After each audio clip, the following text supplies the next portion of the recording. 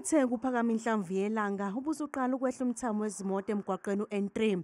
Iziphathimandla ziqale zadlulisa izimoto ezincane zagcina ngamaloli nokwenze ukuthi abanye balahlekelwe yithemba ukuthi bazosizakala. We've been here since Friday, not here. We started from Moy River. This is another second stop. So we are not getting information of what is going on, especially from the government. There is a lot of lies and there's no signal here. Abagibeli bamabhasi kanye namatekisi bathi kuthatha isikhathi ukuthi usizo lufinyelele kubo.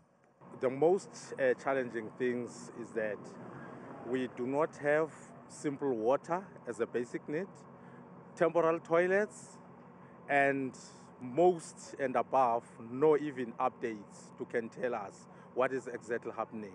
We've been here as ladies. It's that some of us, it's that time of the month.